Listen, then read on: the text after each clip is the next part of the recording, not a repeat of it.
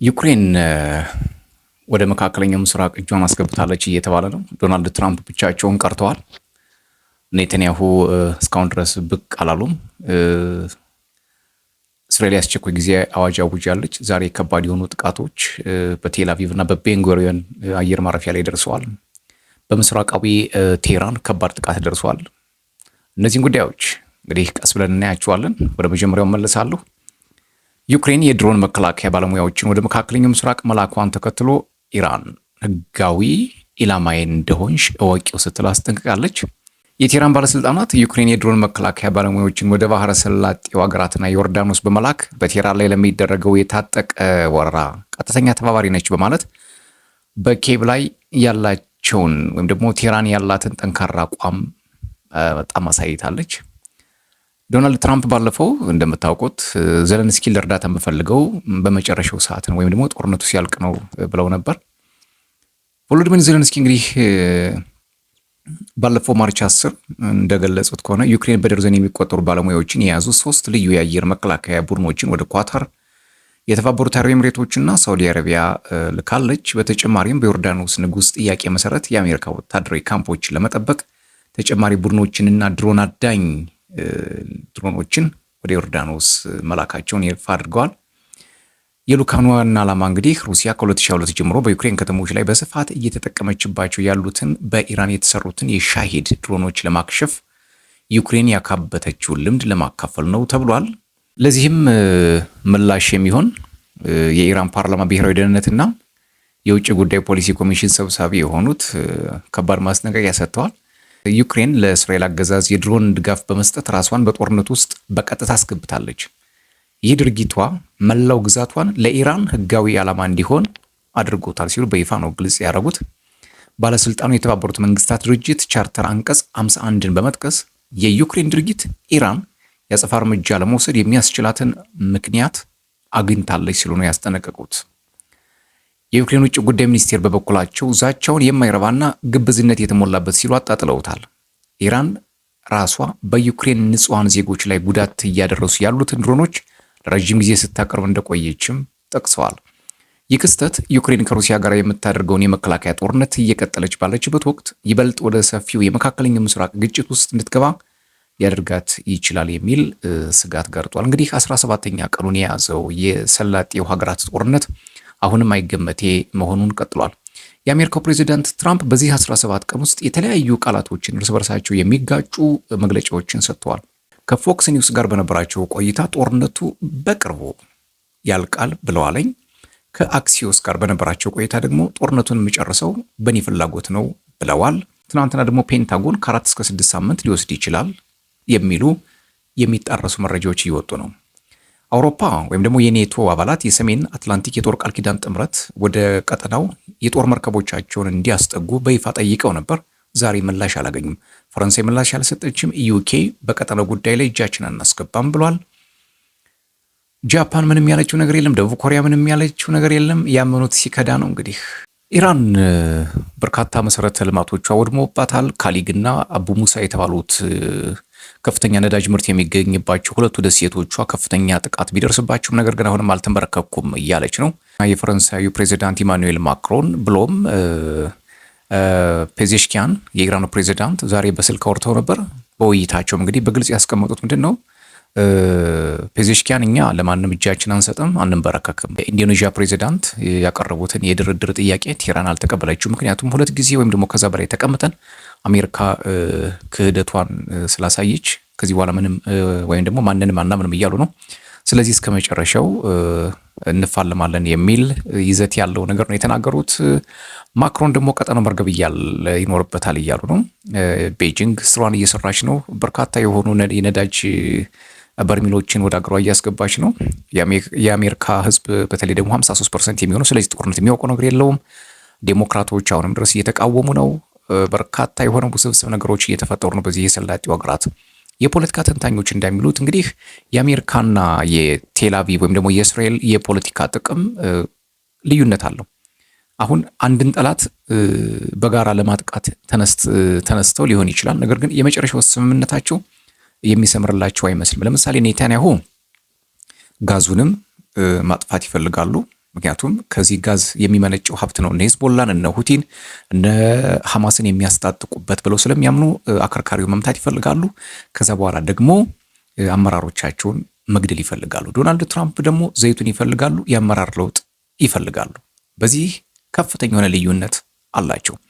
ሌላው አንዳንድ የፖለቲካ ተንታኞች እንደሚናገሩት የአሜሪካ ወደ ኢራን መግባት ለኢራን ሕዝብ አስባም አይደለም፣ ለእስራኤል ሽንፈት ይገጥማታል ብላም አይደለም፣ ወይም ደግሞ የአመራር ለውጥ ተፈልጎ ወይም ደግሞ ኢራንን ለማዳከም ተፈልጎ አይደለም። ዋናው ትልቁ ፖይንት የቻይናን እንቅስቃሴ ለመግታት ያለመ እንደሆነ ተንታኞች ይናገራሉ። ሌሎች ደግሞ ይሄም ላይሆን ይችላል፣ ዶናልድ ትራምፕ የራሳቸውን ፍላጎት ብቻ እየተከተሉ ቀጠናው ለማናጋት እና የራሳቸውን አዲስ አሰላለፍ ወይም ደግሞ ሪኦርጋናይዚንግ የዓለምን ፖለቲካ በራሳቸው አምሳልና ቁመና ለመስራት ምልክት የሚያሳዩበት ጦርነት ነው፣ ወይም ደግሞ ትራምፕ መራሽ ወይም ደግሞ ዲስ ኢዝ ትራምፕ ዋር እያሉት ነው አብዛኞቹ ፖለቲከኞች። ስለዚህ አሁን ከዚህ ጦርነት በኋላ በርካታ ለውጦች እንደሚመጡ የፖለቲካ ተንታኞች በስፋት እየተናገሩ ነው። አሜሪካ የምትዋጋው ኢትስ ኖት ፎር ሪሶርስ፣ ኢትስ ኖት ፎር ፓወር፣ ኢትስ ኖት ፎር መኒ። ፕሮፌሰር ሊያንግ እንደሚለው አሜሪካ የምትዋጋው ለእነዚህ ጉዳዮች አይደለም፣ ቱ ኮንትሮል ሂውማን ኮንሽስነስ ነው። የሰው ልጆችን አእምሯቸውን በመቆጣጠር ፍርሃት ውስጥ ማስገባት ነው። የፕሮፌሰሩ ትንተና ለእኔ ተመችቶኛል። እንግዲህ እናንተም የፕሮፌሰር ሊያንግን ብትከታተሉት ደስ ይለኛል። አብዛኞቹን የኢራንና የአሜሪካ ጦርነቶችን በደንብ የሚተነትናቸው እሱ ነው። ኢራን አሲሜትሪክ ዋርፌር ወይም ደግሞ ያልተመጣጠነ የጦርነት ስልት በመጠቀም ቢሊዮን ዶላር የወጣባቸውን የአሜሪካ ንብረቶች በቀላሉ ኢላማ እያደረገች ነው። በርካታ ሚሳኤልና ድሮኖችን በማስወንጨፍ ጥቃት እየፈጸመች ነው። አሜሪካ በ1953 እንዳደረገችው በቀላሉ ሬጂም ቼንጅ ወይም ደግሞ የስልጣን ለውጥ ወይም ደግሞ የአመራር መቀየር የማምጣት አቅም የላትም። በአሜሪካ ኮንግረስ ውስጥ በሌላ ሀገር ጦርነት ለምን ደማችን ይፈሳል የሚለው ተቃውሞ እየበረታ መጥቷል። ዶናልድ ትራምፕ ግን ጆሮ ዳባ ልበስ ወይም ደግሞ የዝሆን ጆሮ ይስጠኝ በሚል እያለፉት ነው። በአጠቃላይ የአሜሪካ ወታደራዊ ንብረቶች ሲናጉና ስልታዊ ቦታዎቿ ሲመቱ መድረኩን ለሩሲያ ቱርክና ለቻይና ፈቀቅ የምትልበት ጊዜ እየቀረበ ይመስላል ይላሉ። በተለይ ታዋቂው የእስራኤል ጋዜጠኛ ኤሎን ሚዝራሂ እንዳለው ይህ ጦርነት ሲያበቃ አሜሪካ ዳግመኛ ወደ ምዕራብ እስያ አትመለስም። በመካከለኛው ምስራቅ የአሜሪካ መኖር ህልውና ያበቃል ይላል። እንግዲህ ከረንት ሚሊተሪ ኤንድ ስትራቴጂክ ስታንዲንጉን ስንመለከተው the conflict which escalated sharply on February 28, 2026 has already seen significant shifts in regional power dynamics. ይሄ ጦርነት እንግዲህ በባህረ ሰላጤው የፈነዳው የካቲት 28 በፈረንጆቹ አቆጣጠር 2026 የተነሳው ጦርነት የገነፈለው ግጭት ከባድ የሆነ የቀጠናዊ ለውጥ የኃይል ሚዛን ለውጥ ያመጣል። በአሜሪካ በኩል ታክቲካል ሳክሰስ አላት። ለምሳሌ አሜሪካ ታክቲካል ሳክሰሷ ምንድነው? ዩኤስ ኤንድ እስራኤል ስትራይክስ ዘመቻ ስሙ ኦፕሬሽን ኤፒክ ፉሪ የሚባለው ወይም ደግሞ ዘመቻ ግዙፍ ቁጣ have successfully targeted and killed several top Iranian leaders። ይሄ ታክቲካል ሳክሰስ ስንመለከተው የኢራን ዋና መሪዎችን ህይወት ቀጥፏል። ዋናውን ሱፕሪም ሊደር አሊ ሐሜኒን ጨምሮ ማለት ነው። በዋናነት ሁለቱ አሜሪካና እስራኤል የሚግባቡበት በዚህ ዘመቻቸው ምንድነው? አመራሮችን መግደል ነው። በዚህ አንድ ስኬት አስመዝግበዋል። ሌላ ሁለተኛው ዲግሬድድ ካፓቢሊቲስ ነው። ዩኤስ ዲፌንስ ሴክሬታሪ ፔት ሄግሴት recently stated that Iran's ballistic missile production and naval capabilities have been functionally defeated, with over 90 Iranian vessels reportedly sunk or damaged. በጣም የሚገርም ነው። እንግዲህ የፔንታጎኑ አለቃ ፔት ሄግሴት የኢራን ባላስቲክ ሚሳኤሎች ሙሉ በሙሉ ወድመዋል። ኦልሞስት 90% የሚሆኑት የባህር ኃይሎቿ ወይ ሰጥመዋል ወይ ጉዳት ደርሶባቸዋል ነው የሚሉት። ኢራን ደግሞ ጭራሽ አብርሃም ሊንከን የተባለውን ግዙፍ የጦር መርከብ ጥቃት እንዳደረሰችበት ነው እየተከራከረች የምትገኘው። ሌላው ዋና ዓላማቸው የአሜሪካና እስራኤል ዋና ዓላማ while the primary goal was to dismantle Iran's nuclear and missile programs, the Trump administration has increasingly leaned toward regime change, though no ground invasion has been launched. አሁን ሁለቶቹም አንድ የሚያስማማቸው ነገር ምንድን ነው? የሚሳኤልና የኒውክሌር ፕሮግራሟን ማምከን ነው። የትራምፕ አድሚኒስትሬሽን ደግሞ ቱዋርድስ ሪጂም ቼንጅ ነው። ሰውየውን ማስወገድና የራሱን እሱ የሚፈልገውን ነገር ማስቀመጥ ነው። ኢራን ቅድም እንደነገርኳችሁ አሲሜትሪክ ሪታይሌሽን ነው፣ ያልተመጣጠነ ጥቃት እየፈጸመች ነው ያለችው።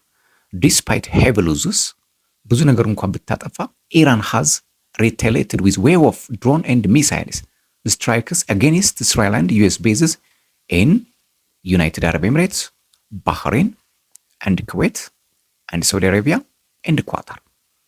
በጣም ከፍተኛ የሆነ በአሜሪካ የጦር ሰፈሮች ይገኙባቸዋል ተብሎ በሚታሰበው ቀጠና ላይ ከባድ ጉዳት እያደረሰች ነው። ኢኮኖሚክ ሌቨሬጁን ወይም ደግሞ የኢኮኖሚውን ሁኔታ ስንመለከተው ደግሞ ኢራን ሃዝ ኤፌክቲቭሊ ሪስትሪክትድ ደ ስትሬት ኦፍ ሆርሙዝ።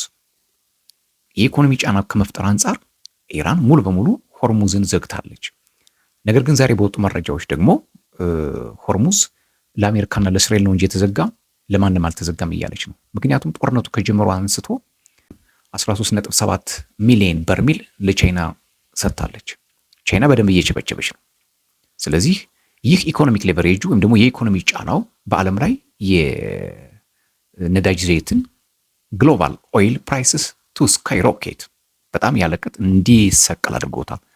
ዲስ ሰርቪስ as their primary tool for making the war too costly for the West to sustain። ምዕራባውያኑ እንግዲህ በዚህ በኩል ማንበርከክ ብሎ ነው የሚያስቡት የኢራን ፖለቲከኞች። ሌላው ኢንተርናል ትራንዚሽን ነው፣ ውስጣዊ የሆነ ሽግግር ነው። following the days of Ali Khamenei, his son Mojtaba Khamenei has assumed leadership. The regime is currently focused on survival and internal control amid any tensions ማለት ነው። አሁን ትልቁ የኢራን ፖለቲካ ምንድን ነው? አያቶላ አሊ ኻሜኒ ከሞቱ በኋላ ልጃቸው ሞጅተባ ከተተካ አንስቶ ሀገሪቱን ማረጋጋት ነው። ነገር ግን እንደታሰበው የአሜሪካ ፖለቲከኞችና የእስራኤል ባለስልጣናት አልተሳካላቸው። ምክንያቱም ኔታንያሁ ባለፈው የኢራን ሕዝብ እንግዲህ ራሱን ጣፈንታ ራሱ መወሰን አለበት፣ አንድን ሰው ወደ ውሃ ወደ ወንዝ ልትሰደው ትችላለህ፣ ከዛ በኋላ ግን እንዲጠጣ ማስገደድ የለብህም ሲሉ ተደምጠዋል። ይህ ለሂዝቦላህ መልእክት ነው። ሊባኖስ መንግስት ሂዝቦላህን ትጥቅ ማስፈታት አለብህ የሚል ውስጣዊ ኢራን ንግግር ነው እና የሚፈልጉት አልሆነላቸው። በባለፈውም እንደነገርኳችሁ ከዚህ በፊት ከሰራው ቪዲዮ ላይ ዋና ዋና ፖይንቶችን አስቀምጫለሁ። በኢራን የአመራር ለውጥ ማምጣት ፍላጎት ነበራቸው፣ አልቻሉም። አመጽ ማስነሳት ነበረ ፍላጎታቸው፣ አልቻሉም። ይህን አመጽ የሚመራ ያላቸው ሰው ነበር የሚፈልጉት፣ አልቻሉም።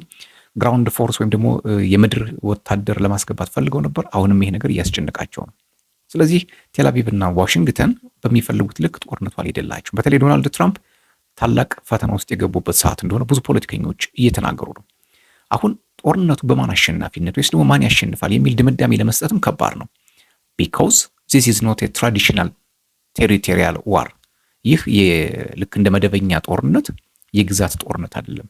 ዘ ዊነር ዲፔንድስ ኦን ዊች ሳይድ አቺቭስ ስትራቴጂክ ጎልስ ነው።